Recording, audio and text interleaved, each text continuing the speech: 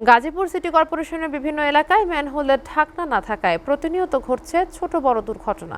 সামান্য বৃষ্টিতেই সড়ক এবং ফুটপাত তলিয়ে যাওয়ায় পানির নিচে, এতে তলিয়ে থাকা খোলা ম্যানহোলগুলো যেন হয়ে ওঠে মৃত্যুফাত।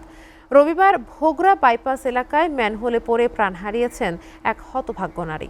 স্থানীয়দের অভিযোগ, দীর্ঘদিন ধরে গাজীপুরে সমস্যা থাকলেও কার্যকর ব্যবস্থা নেয়নি কর্তৃপক্ষ। গাজীপুর প্রতিনিধির প্রতিবেদন।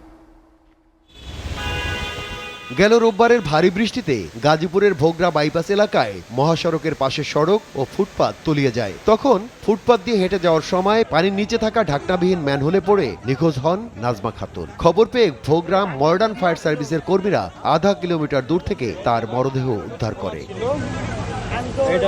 এ ঘটনার পর থেকে স্থানীয়দের মধ্যে ছড়িয়ে পড়ে ক্ষোভ। তাদের দাবি, খোলা ম্যানহোল ও জলাবদ্ধতা নিরসনে দ্রুত কার্যকর পদক্ষেপ নিতে হবে, যাতে আর কোনো প্রাণহানি না ঘটে। বাইপাস দিয়া ওই পুলিশের সামনে পাওয়া গেছে, ওখান থেকে ফায়ার সার্ভিসের কাছে আমরা উদ্ধার করে দিছি, মেডিকেলে নিয়ে গেছে, পরে মৃত্যুবরণ করছে। সবাই চিল্লি করতেছে, আমি ঘুরি দেখি, ফট করে দেখি সবাই বলতেছে যে লোক পড়ে গেছে।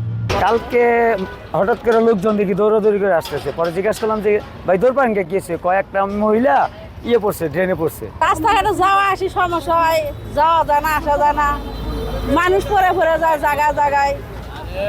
সামান্য বৃষ্টিতেই ভোগড়া বাইপাস এলাকার জলাবদ্ধতা শুধু যান চলাচল ব্যাহত করে না, পথচারীরা পড়ে মারাত্মক ঝুঁকির মধ্যে। এটা আমাদের কাছে বলে, কিন্তু আসলে এটা আমাদের অথরিটি না, এটা হচ্ছে সিটি কর্পোরেশনের কাজ। এটা আমি যতদূর জানি আর কি, সিটি কর্পোরেশনের দেখভাল করে। তো আমাদের কাজ তো ট্রাফিক নিয়ে। যদিও মহাসড়কের রক্ষণাবেক্ষণের দায়িত্ব সিটি কর্পোরেশন নয়, তারপরও প্রয়োজনীয় ব্যবস্থা নেওয়ার আশ্বাস দিয়েছেন গাজীপুর সিটি কর্পোরেশনের প্রশাসক।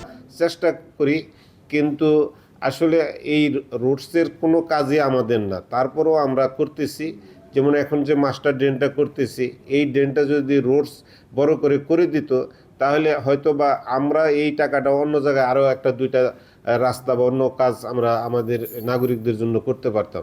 এর আগে 2025 সালে 27 জুলাই টঙ্গীর হোসেন মার্কেট এলাকায় ঢাকনাবিহীন ম্যানহোলে পড়ে নিখোঁজ হন ফারিয়া তাসনিম জ্যোতি নামে এক নারী। 36 ঘন্টা পর ফায়ার সার্ভিস কর্মীরা টঙ্গীর শালিকপাড়া বিল থেকে তার মরদেহ উদ্ধার করে। সেই ঘটনার পর খোলা ড্রেন ও ম্যানহোলের নিরাপত্তা নিশ্চিত করতে হাইকোর্টে রিট দায়ের করা হয় এবং তদন্ত প্রতিবেদন দাখিলের নির্দেশও দেওয়া হয়েছিল।